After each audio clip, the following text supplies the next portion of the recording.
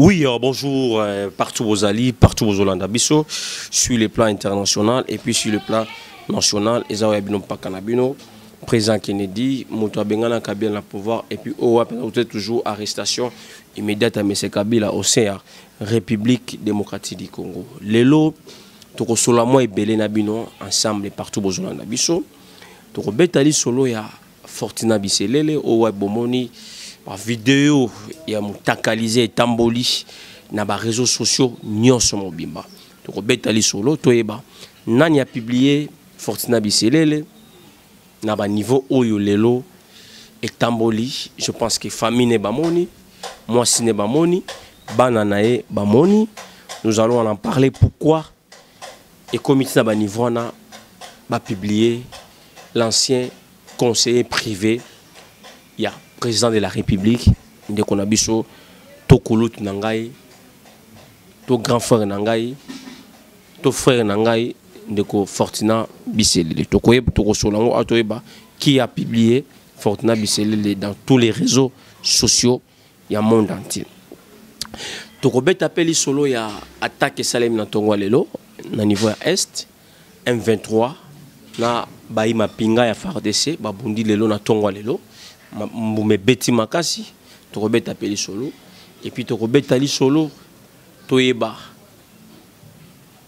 pourquoi les Américains attaquent toujours les régimes actuels à Kinshasa et qu'est-ce qui est caché dedans to solo mais avant to kota na solo na biso nazako senga na ba nyonso balinga kampaka na ba o balinga kampaka ti tozako senga bino aide à niveau de vitesse télévision qui a des problèmes. Oui, moi, je que non. C'est là où votre impact passe beaucoup souvent plus. Il y a autant de problèmes. Oui, concernant ma bouteille, ma micro, tout ça, ma blog, ma candé, on a trop de problèmes.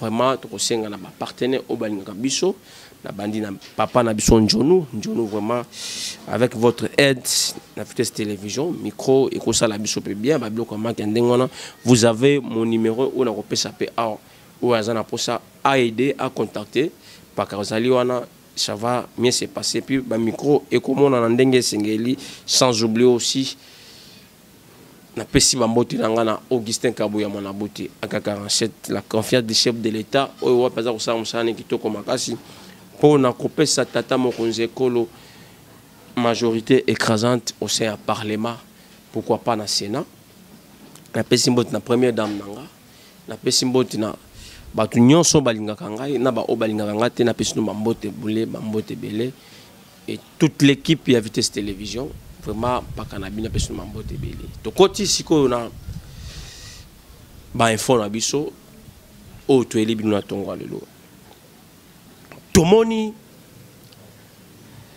l'ancien conseiller à chef de l'État Fortina Biselele ba vidéo na ebimi ya mutakala na basi na betu. Il a été arrêté na ba raison au biso na bino toyebi.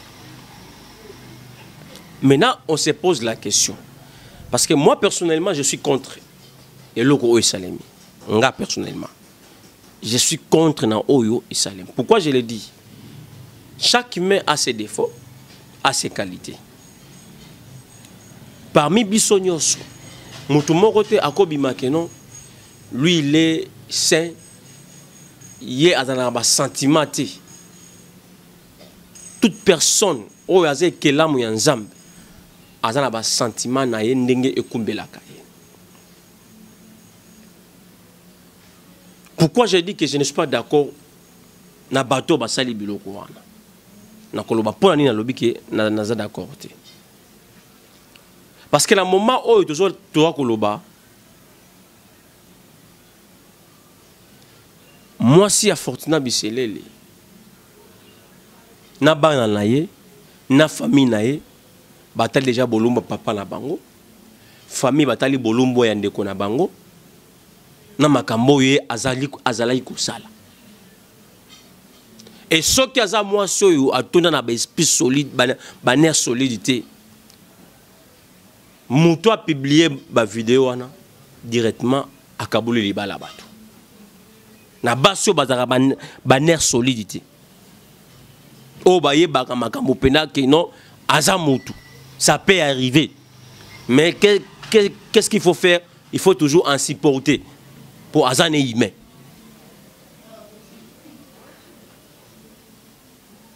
Fortuna Bisselele, selon lui, tous ces téléphones, ils ont dans ma boko ya Aner. Et qui gère Aner, nous connaissons Mbelu. Nous avons patron ya Aner. Les images, est-ce que va publier qui en et qui gardait ces téléphones? Est-ce que ça les numéros 1 Aner? Là, ce sont des questions oyo pas Kalabino Aza qu'on s'est posé. Parce que moi je ne suis pas d'accord. Personnellement, moi je ne suis pas d'accord avec ça. Je suis contre avec ça. Parce que j'aimerais que tout ça la analyse, tout comprendre et pourquoi on a publié ces vidéos à Fortuna Bisselele.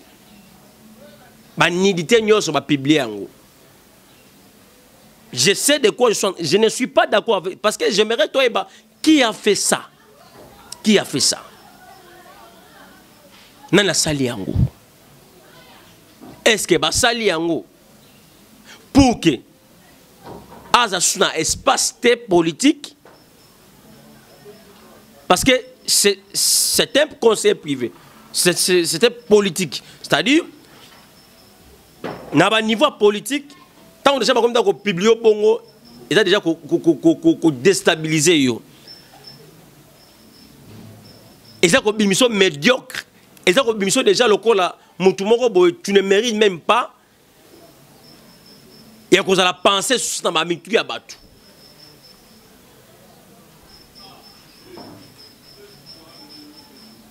Ici, Tolinto est banni bandeko. Est-ce que tant que Fortuna Bisselele a tiré téléphone et na téléphone na maboko ya Aner. Ayebisaki déjà un numéro 1 Aner Mbelu que non. Il y a mes photos intimes ou mes vidéos intimes qui sont dans mes téléphones. Point d'interrogation. Est-ce que l'Aner a été au courant que non Bisselele a ces vidéos intimes qui se trouvent dedans et à ma téléphone? Ça, c'est la première des choses où on a posé question. Où si réellement Bisselele a informé à l'Aner. Dédé. Est-ce que Bato Bazoua qui ba téléphone à Fortuna Bisselele? Parce que c'était pour les enquêtes. Baeba. Qu'est-ce qui est dedans? Il y a téléphone, il y a Fortuna Bisselele. Est-ce qu'ils ont eu l'état à poser des questions? Ici, dans tes téléphones, il y a des choses qui ne sont pas regardables. Point d'interrogation.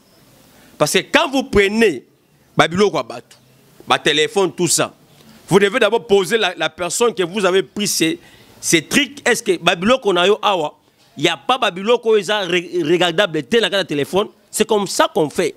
Bato Balingba Zouaba. Ba attendre mutunoma to balinga ba yeba ba se poser ba mituna ba yeba est-ce que botuna ki Bisselele ba mituna wana. Deuxième des choses. Troisième des choses. Est-ce que quand Bisselele est sorti, Mbelu était ici à Kinshasa parce que Mbelu abimaki azalaki awate pour des raisons de santé. Est-ce que ma publication est salami na présence de Mbelu à Kinshasa? Point d'interrogation. Parce que, à ma connaissance, à ma position d'information, le numéro 1 Aner a sali quelques semaines, Libanda Mboka, pour un réseau de santé. Maintenant, il est ici au pays, il est rentré ici au pays. Est-ce que, après Koya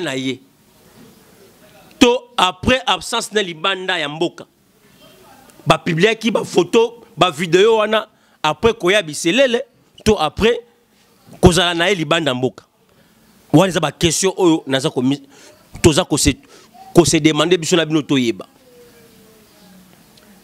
Maintenant en tant qu'Mpaka, j'ai dit que je suis contre na muto a publier ba vidéo ya ndeko na biso biselele, je suis contre avec ça. Parce que on est aimé tout comme si aussi eko comme la penga. Parce que biloko wana même ata balobi ke oko inalo mutu mais faut que la ba degré ni oyo ko inela mutu tozana na bien tozana mabe biso banso ça lokola ke non lobi yo pe ko salo bongo ça que yo pe lobi ba ko salo bongo e ko sala ndenge nini sala lokola maka ndenge wa. C'est méchant. On doit publier ma photo, ma vidéo biselé, les hasards méchants, ce n'est pas bien. Et quand vous m'appelez Libala naye, et quand vous appelez relation de famille naye, et quand vous appelez relation de nabala naye,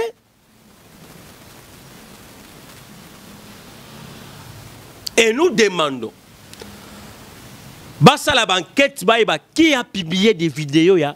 J'ai dit, toza ko senga, mpakaza ko senga, basa la banquette, qui a publié des vidéos ya Fortuna Biselele. Et quand vous faites cela, vous allez ko sali image à mon konjambo, c'est parce qu'on va dire, voilà, ce font des conseillers à chef de l'État. Moutamaele, il faut que non, si je publie ma vidéo à Fortuna Biselele, est-ce que eko sali image la présidence, toi eko sali image la présidence parce que il fait partie de la présidence. Il fait partie de la collaboration chef de l'État. Et quand vous publiez ma vidéo, il y a une unité à Fortuna Biselele comme ça. Et ça le colla que non, bozali ko pesa image il y a ma B parce que il fait partie de la présidence de la République.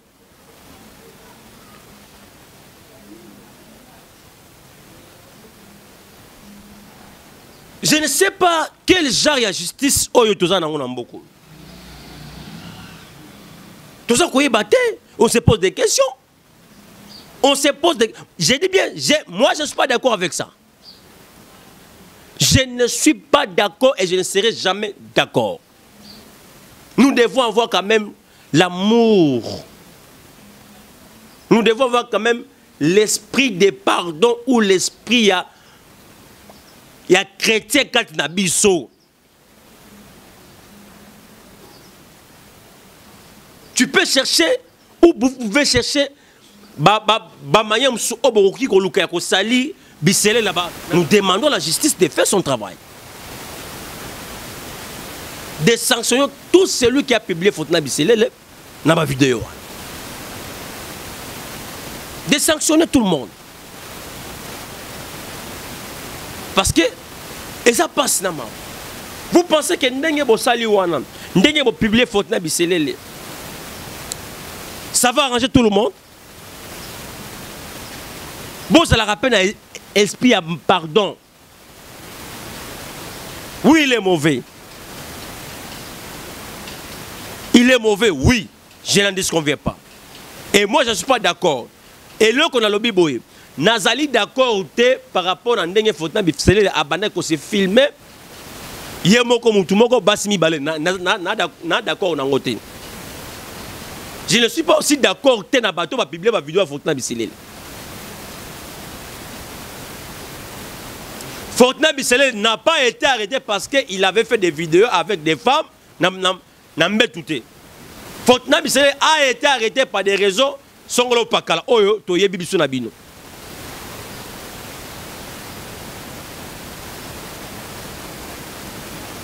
Si Fortuna Biselele a été arrêté parce qu'il avait fait des vidéos avec des femmes au lit, on devait nous montrer ça dès le début.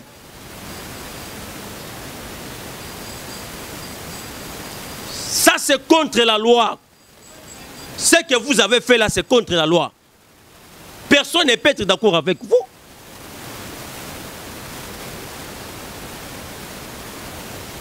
Et ça, moi, Eliano, qui fait ces vidéos et intimité, il y a comme Simba, tout ça. Et elle vous dit clairement que non, dans mes téléphones, il y a des choses intimité dans la 4 kuna. Bon, ça, les locaux kuna te. Bon, Kangeli Kambia, kidnapping. Il y a pas vidéo te. Il y a Moutakala te. Vous l'avez arrêté pour le kidnapping. Mais à notre égard, c'est plutôt moi qui publié Moutakalisation. Ce n'est pas d'accord.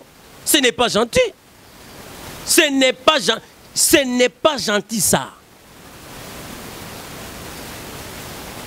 Nabino bato bolinga mingi kozaka bato ba vidéo. De ce que tu moutakalisation la vidéo te pour toi tu n'as rien fait. Tu sais après il y a comme ça eloko wana oyebi ba conséquences nango lobi. Est-ce que ba conséquences ya biloko boyebi yango?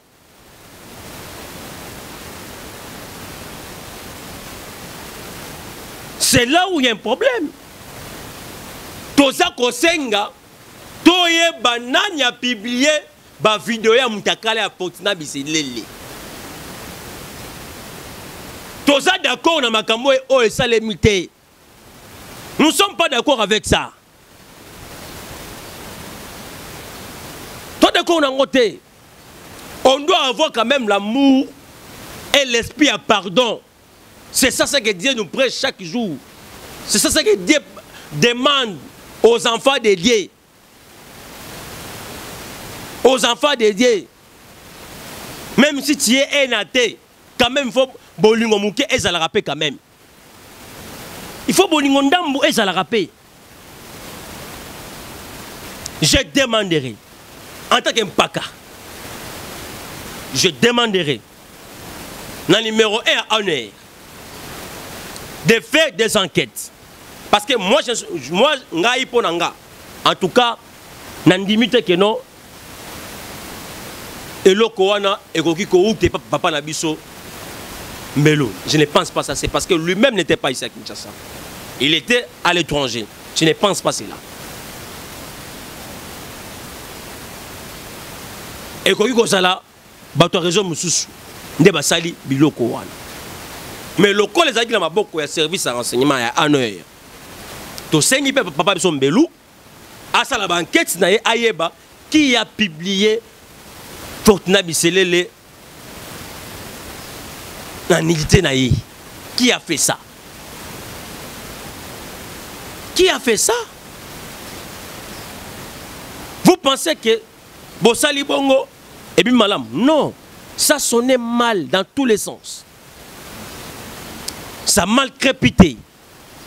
Et crépité ma belle, dans tous les sens. Oui, il peut être mauvais, il peut être méchant, il peut être, je ne sais pas moi comment. Mais est-ce que vous avez regardé derrière, avant de faire ça, avant de publier Fortuna Biselele? Quelle image vous avez repéré ça? La présidence de la République. Monde yango baza kolobela yango baza koloba tala ndenge ba collabore Tshisekedi baza kosala. Et quand on parle de collabore de Tshisekedi, il y a les gens qui ne comprennent pas, il y a les gens qui sont limités directement ba ozabaliser le comme netiba ba indexer pe chef d'état na bêtise na bango. OK, moi en tant qu'Mpaka, je ne peux pas accepter. Je ne peux pas tolérer. Je ne peux pas tolérer ma bêtise.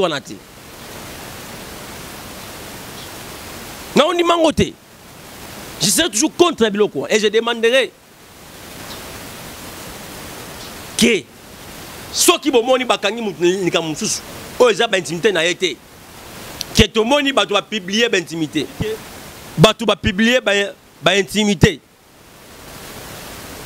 Là, il s'est engagé à Osalani. Bah, c'est justice. ba ebisa justice alanda ki banani baza ko sala ba biloko wana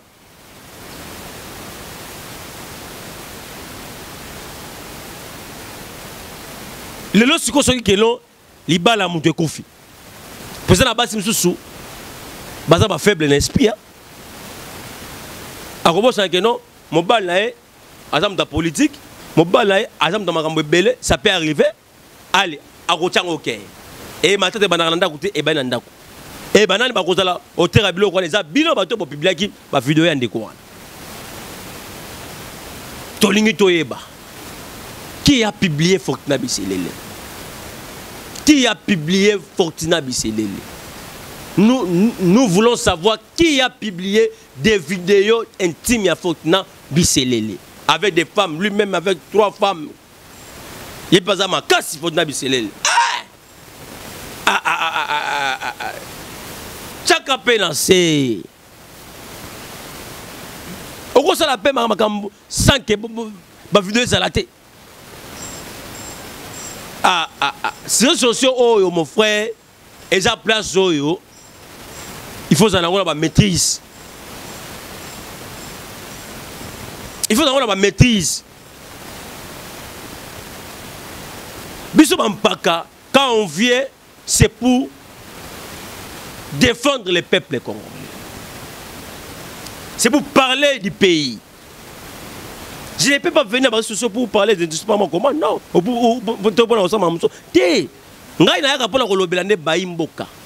défendre Mboka. Côté les impérialistes. Côté les Bangouna Congo. Côté les bateaux bazali ko déranger milimo ba congolais. Alors 15 jours bon on en parle la bino aye awa et puis on m'appelle Kabila. Bon mon ngala le cas non. Oh toi nous sommes politiques et nous sommes disciplinés. J'aimerais que Fortuna Biselele ose appeler le comportement biso mpaka. Oko ça appelle le ça que mutu ayebake ezayote. Tala comment baza ko sali image na yo. Image wana ezo ko sali même président de la République. Soko bien ngote. Tant dans l'équipe on a le qui a fait ça, j'aimerais que ce que je vous dis, je suis mpaka. Na lingi que justice ça les mandeng et sengel ça les ma. Pour toi qui a publié Fortuna Biselele? Qui a fait ça? Qui a fait ça? Et si j'ai parlé de ça, c'est parce que ça m'a amené à tirer ma conséquence à niveau nyoso. C'est comme ça. Mais ce qui est commis, non, nous ne sommes pas d'accord et nous ne serons pas d'accord avec ça. Nous sommes d'accord, on est en côté. Qu'on nous dise, qu'on nous montre qui a publié Fortuna Biselele. Je l'insiste là-dessus. Qui a publié Fortuna Biselele Balak Sabiso?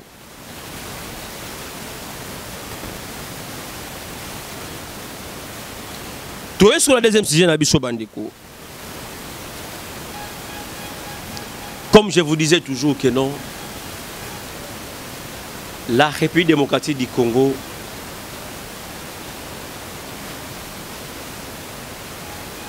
est allée en danger. Na bateau Balinimbo Kaev, c'était entre autres les impérialistes.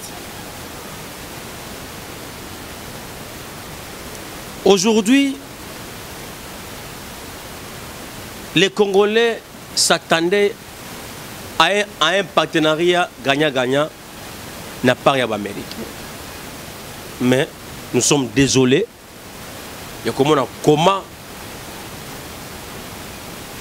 kaka ba américain o baloba ikeno ba ko sala partenariat gagnant na régime en place bazali ko taba moyen en jeu pour que ba créer des autres na boka. Tomoni na tongo lelo affrontement ça makasi ya FARDC na M23. À ne pas oublier que voisin Abisso Angambo a une complicité contre la République démocratique du Congo. Ça se passe au monde. Et je n'ai pas ça dans tous les réseaux sociaux. Vous comprenez que non, je ne suis pas cas. Je n'ai pas réuni les éléments ça sous. Je n'ai pas sangui ça sous mon bimba. Je n'ai pas réuni ça sous. Je n'ai pas service ba élément fiable. Pourtant on a regardé bête biloko moko ça ko lobake oui pas ka bête na biloko so. Et ça sonne ne pense pas que non toza ko timbela oti. Toza ko yeba oti. Et tant on para ko akoyebisa ba congolais. Akoyebisa monde entier ou l'Afrique. Bah des autres Ngosala na kati ya Congo, ça sera terrible. Ça sera terrible. Aux amboka moko très compliqué. Bah toi tout est le mboko. Bah toi kasa ino mboko ba ko kabolango. Suka na bango ezaka mabe. Ça c'est un pays béni de Dieu. Et ça c'est très compliqué. Même Bissomoko, tu as une position en Boka. Bissomoko, Bampaka, tu as une position en Boka.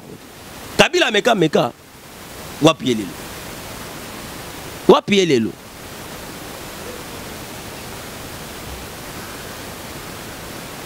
Lelo yo, toutes les batteries sont mises en marche. Pour contourner les choses alimentaires. Et puis, les Américains, c'est des autres. Hier, vous avez utilisé cette opposition maniaque et machiavélique que nous avons ici au Congo. Botini Bango, Basenga Maponami. Et vous savez bien que non, celui qui est au pouvoir, c'est un démocrate. C'est quelqu'un qui respecte les lois de la République.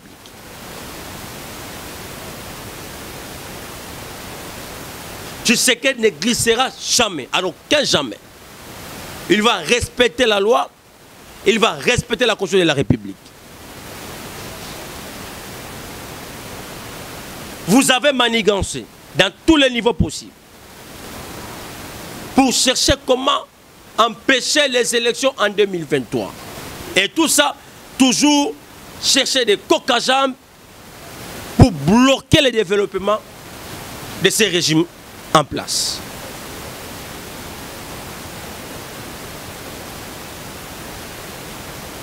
Et aujourd'hui, vous êtes désolé. Vous avez compris que non, le président Tshisekedi vous a contourné avec vos complots diaboliques, sataniques, sorcellériques, dans tous les niveaux possibles. Et vous avez voulu appeler Tshisekedi une tortue que vous ne connaissez pas réellement sa vraie nature.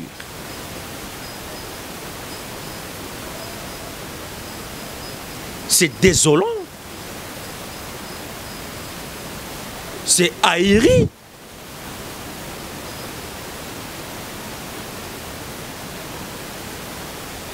Tu sais qu'il sait bien que non, vous êtes les gens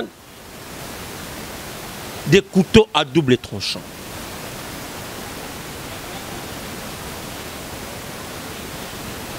Aïe bien, très bien. Comment si on dit que non, nous devons faire un partenariat gagnant-gagnant, vous ne voulez pas qu'il y ait un partenariat gagnant-gagnant? Pourquoi? Les pays nous appartiennent. Les pays ne vous appartiennent pas.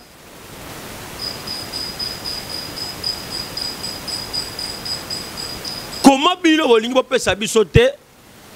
Bino Bozoarak. Biso peut s'arabino. mais bino boko pesa biso te. Bo monango wapi. Mabele na biso, mabele ba koko batike la biso.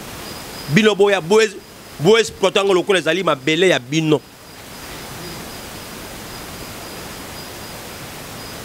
Nous ne sommes pas d'accord. Nous sommes un pays souverain. Nous sommes un pays indépendant. Depuis quand que nous allons toujours continuer à être imposés, dirigés par vous les impérialistes?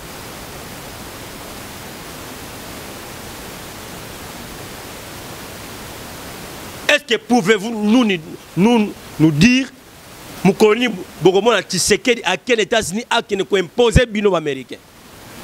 Ce n'est que ici au Congo, ne pas bêtise au Salim.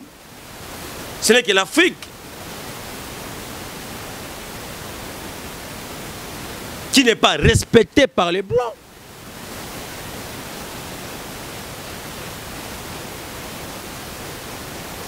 Boza Koluka bo empêcher ma ponami en 2023. Boza continue l'opposition va faire un dialogue. Le lobby tu me sais ma casse na tongo lelo.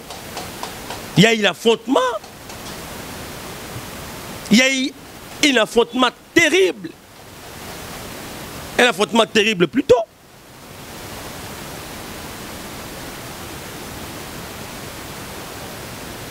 Makila ba Congolais o etangi mikolo nyoso pour que bino boza ko toujours botangisa makila ba Congolais pour que bino bozo ka ba minerai ba matière première pour la intérêt na bino ya ba mboka na bino.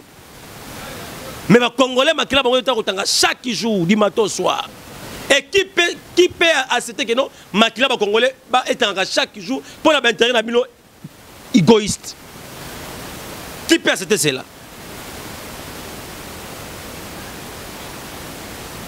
Tous cela d'accord avec le Konaté.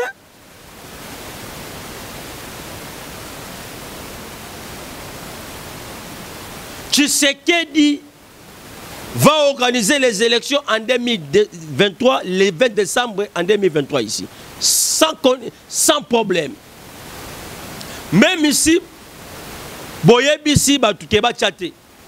Parce que pour le moment, ils ont des formations politiques. Nous avons les CDA Martin Fayoulou et puis nous avons l'FCC ou le PPRD de Joseph Kabila. En 2006, tu sais que les pays qui savaient déjà que non, la communauté internationale aurait déjà son candidat dans sa poche, il ne pouvait pas y aller à ces élections-là. Étant sage qu'il était, que son âme repose en paix, même si il partait dans ces élections, tu sais qu'elle n'aurait pas gagné les élections. Parce qu'il y a déjà un candidat qui est réservé pour cette fameuse communauté internationale.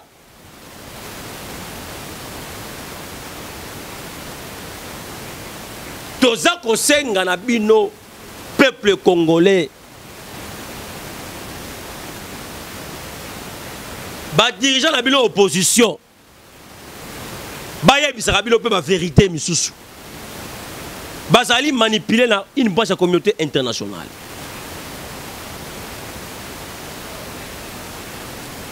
Et bon qu'il a ma ponami wanati. Pobo luka dialogue. Pobo salabo, pobo kendeboy. Ils ont échoué le coup d'état cherché en Belgique il y a de cela quelques mois ici pour faire une transition sans Tshisekedi. Et qui ont proposé, il y avait des personnes où on proposait cette transition. Ces gens, pour la transition entre Mukwege et Fridolé Ambon, ok, les cardinals, on le savait déjà. Heureusement, Dieu est bon. Dieu n'a pas voulu que ça soit ainsi. Et ils sont surpris comment tout a été déjoué.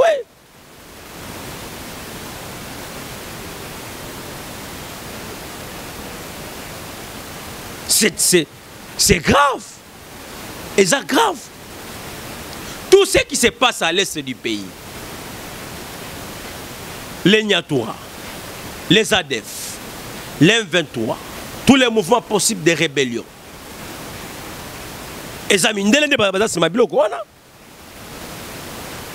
Si C'est les Blancs qui ont derrière ces histoires, ces choses. Et ça, Mindele. À ne pas oublier. Non, pour bazoba minerai bien. Et c'est les utiliser pays mora oza frontalier na biso Rwanda. Rwanda a la porte d'entrée na bango. Porte de sortie ba minerai na bango. Et c'est ce qu'ils font aujourd'hui. Makambanza ko sala lelo eza yango. Eza yango. Parce que si ces gens aimaient la République démocratique du Congo, aujourd'hui nous ne pouvons pas arriver à ce stade ici. Où il y a des milliers de Congolais qui sont morts pour la richesse dans Bango.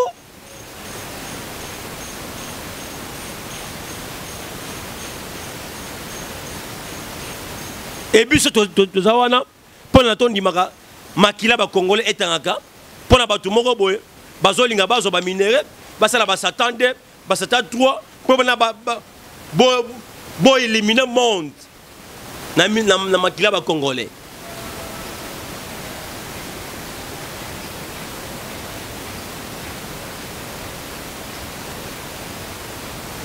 Mais boy belo komoko. Mboko Zamboka Bilaka Nzambi. Même le président Tshisekedi, c'est un don de Dieu donné dans Mboko pour agir Mboka. Les Congo ont cherché déjà comment au Kaboula on a 4 parties. Et ben déjà tellement Zamba là la cao. Nzambe à la mukakao. Attendez non, ce pays ne sera pas balkanisé. Quelles que soient nos divergences politiques, notre pays ne sera pas balkanisé. Ne sera pas balkanisé. Et nous n'allons pas accepter que non, tout le monde a bêtise chaque jour, tout le monde mangote. Tout le monde mangote.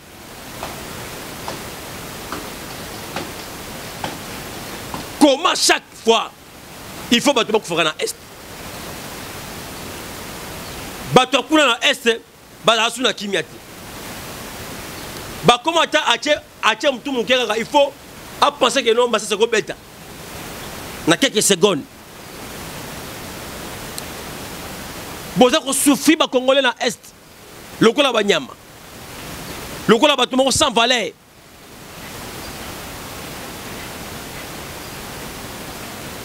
Et ça passe dans ma. Et ça passe dans ma. On ne peut jamais accepter que non, les Congolais ne pas chaque jour. Non. Pour la maintenir, notre numéro soutien. Nous n'allons pas encore. Il y a des bêtises dans la tête.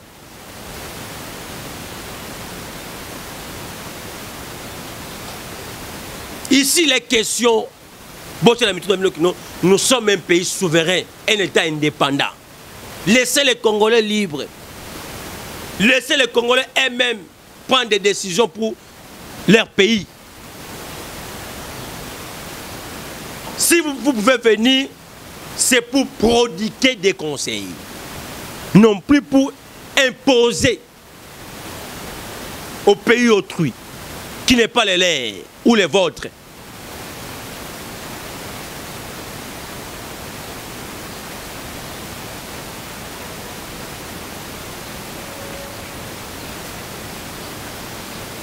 Tout ça, il y a un peuple congolais. Botelema. Le pouvoir qui a été élu par des voix des urnes, ce n'est pas un pouvoir de dialogue. C'est un pouvoir des urnes, toujours. Ceux qui sont américains, qui sont français, qui sont Grande-Bretagne, besoin de candidat la bino au besoin de préparer pour que à renverser Félix Tshisekedi. Amenez-les dans l'élection. La voie la mienne, c'est les élections. Un pouvoir qui a été élu par des voix des urnes ne peut pas dialoguer avec qui que soit. Le dialogue, c'est pour le pouvoir qui a été pris par des armes. Mais ce qui n'a pas pris le pouvoir par des armes. Et quand vous cherchez que non, une transition de 2 à 100 secondes, c'est un coup d'état constitutionnel. C'est un coup d'état constitutionnel, mes frères.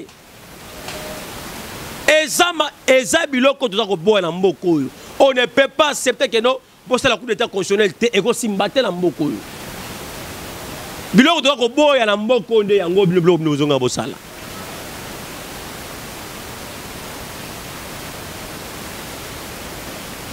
Boza ko tinda batu. Basenga ba glissement ba 6 mois. Ndenge ndeko Fayulu oyo asangi glissement 6 mois. Et il était la première personne à dire que non, on ne donnera jamais même à Tshisekedi 30 secondes non en 2000. On dit les élections sont là. Allez, on a aucune élection là. Et là, on a peut-être Tshisekedi Babeki. Parce que tu as pris des billets verts, Gamindele, on a aucune élection là. Mais tika là, tika, banana yo. A aucune élection. Ma pour me salema, ba to ba voter.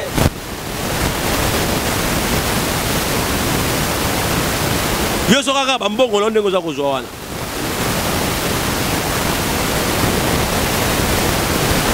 Et ça le peuple msouba ya comprendre que non, faut prendre l'argent na bando kia Congo, koto ayaka à Mascarabino sans le savoir. Sans le savoir. Pour ses intérêts, de sa famille, de sa femme et de ses enfants. Et maintenant vous, votre intérêt c'est où? Qui va vous donner vos intérêts? Personne. Personne ne les fera. Je dis bien, personne ne les fera. Personne ne les fera. D'où, quand on est un peuple mature, nous ne pouvons pas, ou ces peuples-là ne peuvent pas se mêler, se guider dans des sottises d'une opposition machiavélique, d'une opposition maniaque qui n'a pas le poids politique ou le poids de la majorité de la rue ou le poids de toute une incarnation du peuple congolais.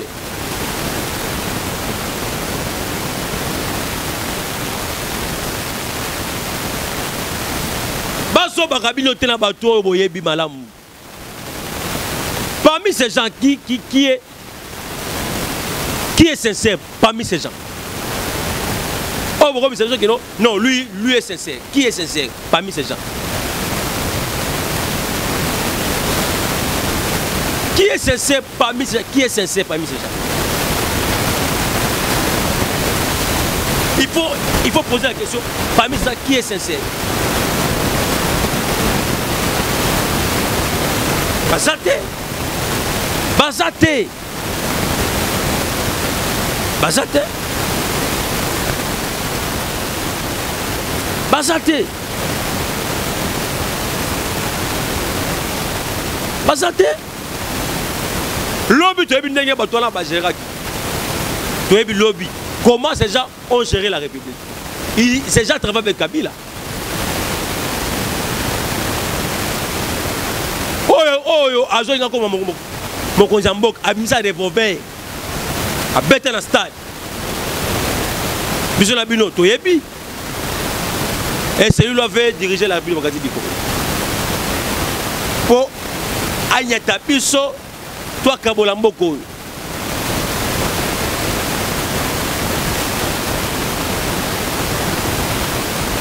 Trop de contacts.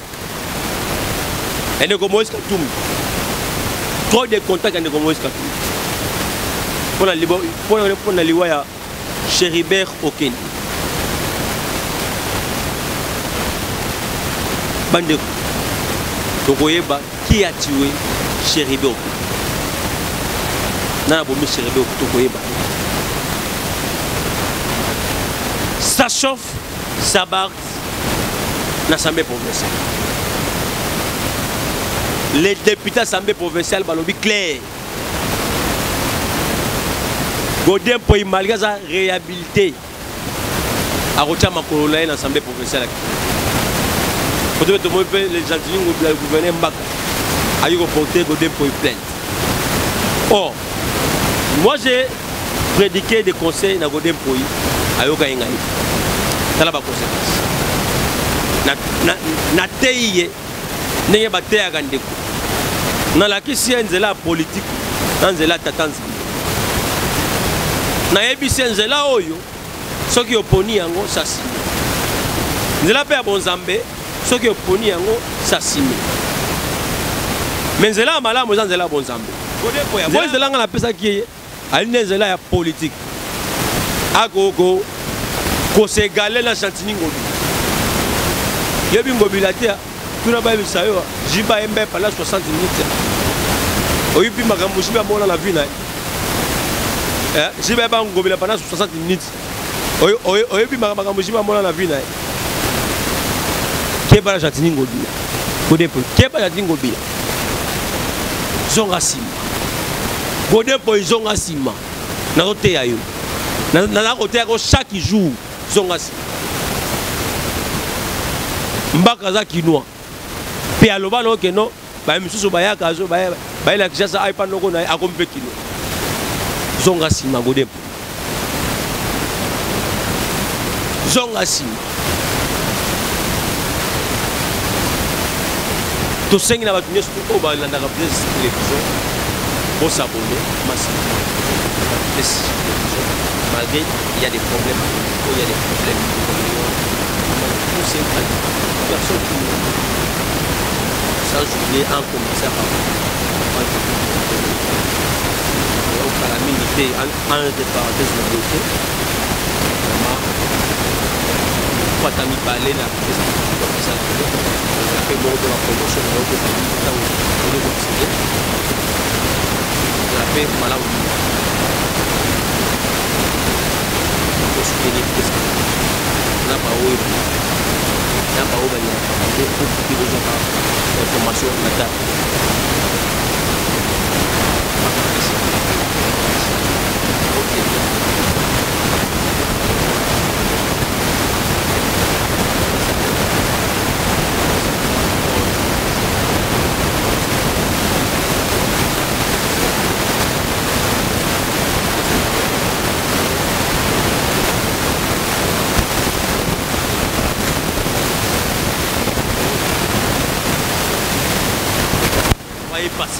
Passer par ça on a permettre de soutenir micro tout ça de ce moment pour routine ce qui m'ont fait au d'abord soutenir par moi il a déjà papa déjà à l'année déjà message donc d'ici lobby kuna na ina mona quelque chose pour na micro FTS télévision on a yebi ba capacité on a yebi ba point na yo vraiment ciao à la prochaine.